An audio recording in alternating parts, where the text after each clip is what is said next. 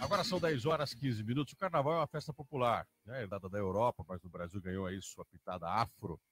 Quer queira, quer não, o Brasil é o país onde o carnaval se expressa de forma mais intensa. Estamos vivendo o carnaval desde ontem, tem gente que está pulando, só vai parar na quarta-feira. Mas o que significa o carnaval? Né? O carnaval, às vezes, para muitas pessoas, é a hora de se liberar. E sobre o carnaval, o significado que ele tem para as pessoas, o comportamento das pessoas no carnaval, eu converso com a psicóloga Elise Dekinop Konjeski. Ela vai falar exatamente sobre isso. Primeiro eu queria agradecer, Elise, obrigado. Bom dia, obrigado por ter aceito o nosso convite. Bom dia, Gilson, é um prazer. Agora, o carnaval, todo mundo, não todo mundo gosta, né? Algumas pessoas vão para os seus retiros, mas tem gente que adora carnaval. E se libera no carnaval. Por que as pessoas gostam tanto de se liberar no carnaval? Pois é, Gilson, é uma questão, assim, psicologicamente falando, Freud explica isso, né? A questão do id, né? Freud dizia que nós temos três moradores no nosso cérebro, o id, o ego e o superego. E eu até achei interessante, que eu estava lendo ontem uma metáfora dizendo assim, que é como se fosse numa casa, o ego mora no no andar térreo, e é aquele cara assim, o responsável pela casa, que paga as contas. O ser de juízo da casa. Exatamente. Aí nós temos no andar superior do superego, que é aquele velhinho ranzinza que reclama do som alto, né? E aí lá no porão, nós temos o id, que é o ogro grosso, né? Aquele sem juízo. E na época do carnaval, é como se o id se liberasse, escapasse por algum lugar e fosse, então... Tivesse seus dias de liberdade. Exatamente. Daí o ego vai atrás dele e, por um descuido, acaba também se liberando, tomando todas, enfim.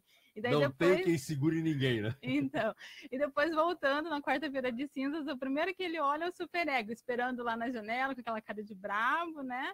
E daí, então, o sonho do ego é que fosse todo mundo para o carnaval. Eu achei muito interessante essa metáfora. Então, é assim, na verdade, o nosso ego, a nossa parte ajuizada, vem já por uma cultura, né, de que no carnaval tudo pode, é feriado mesmo, então vamos nos libertar. Aqui na nossa região, Maringá, enfim, não tem tanto essa questão de ir para a rua, pular carnaval, mas mesmo assim as pessoas têm aquela questão assim, né, então vamos para casa de um parente, vamos para a beira do rio, vamos fazer alguma coisa, porque é carnaval, é época de se divertir, é época de se libertar mesmo. Eu queria te fazer uma pergunta, você tocou um dado que me deixou curioso. O carnaval, todo mundo quer fazer, o id, né? Vamos usar a brincadeira do id. O id vai, sai, faz o que quer. O id é muito instinto, muito desejo, muito o fazer por fazer, agora, vou fazer agora. Isso é uma relação saudável? De repente, é bom de vez em quando soltar o id? Ou o ego correr atrás, ele tem que encontrar, às vezes, o id e dar uma acalmada nele? Pois é, agora eu vou usar uma outra personalidade também da psicologia, que é Lacan, que fala das nossas personas, né? Em que, assim, a persona é o personagem que a gente usa todos os dias para ir trabalhar, o sério, né? E daí, então, no carnaval é como se a gente se despisse desse personagem, dessa roupa, dessa persona, e pudesse, então, extravasar. E até Lacan fala que nós temos os nossos polos, né? A vida e a morte, o profano e o sagrado, e que nós precisamos, em um certo momento, vivenciar os dois polos, né? Durante a vida toda a gente segue só a parte rígida, temos que pagar conta, temos educação de filhos, e esse momento, até que de certa forma é saudável, a gente está vivendo esse outro polo. Porém, tem gente que realmente extrapola, né? Nesse carnaval a gente acaba vendo muita gravidez indesejada, muito rompimento de relações, ou até mesmo assim, você até encontra uma pessoa legal que podia ser aí o teu companheiro, mas às vezes assim, é paixão de carnaval, logo passa e... Você não leva a sério. A fila anda, enfim, né? Agora, se o carnaval é esse momento que a gente tem, você colocou Lacan, a gente tem que às vezes liberar, tem que ir pro radical, né? Mas a gente também tem que pensar que o carnaval acaba.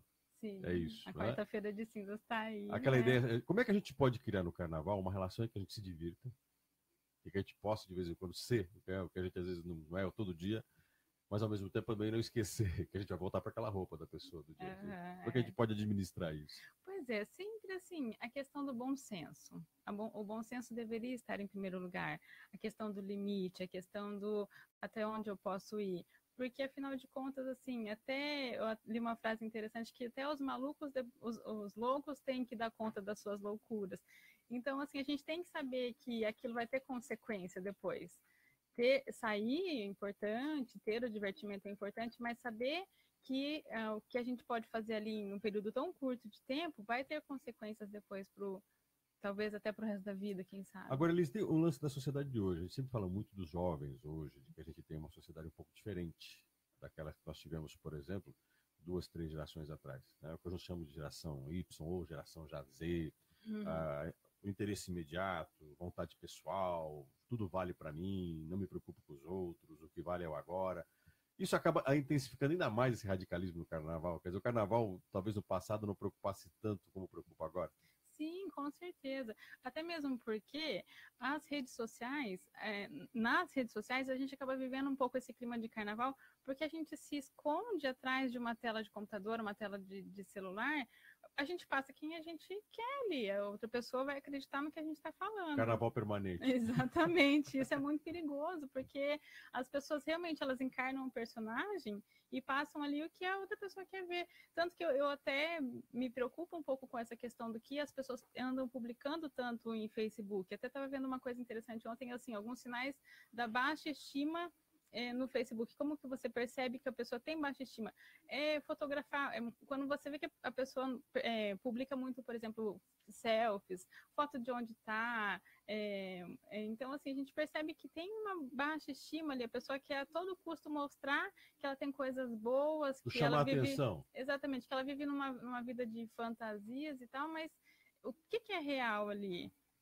Quer dizer que tem gente que não quer acordar, mesmo o carnaval não basta. Você tem que estender o sonho para a vida inteira.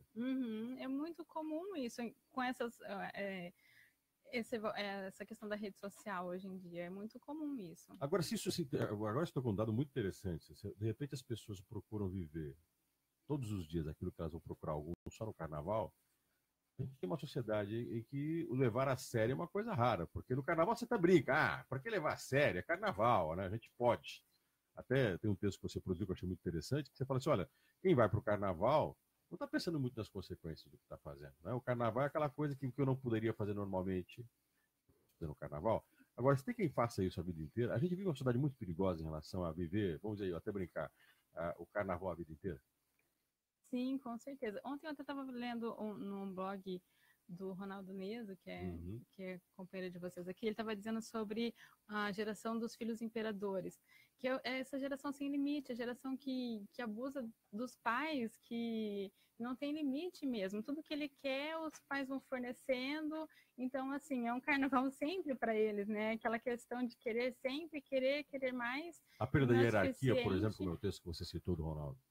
Aquela ideia de que existe um filho que manda e desmanda, e aí quem é que vai botar limite desse rapaz? Então, eu achei muito interessante aquele texto, porque é a questão do querer, né? A questão do ter que satisfazer os seus desejos sempre.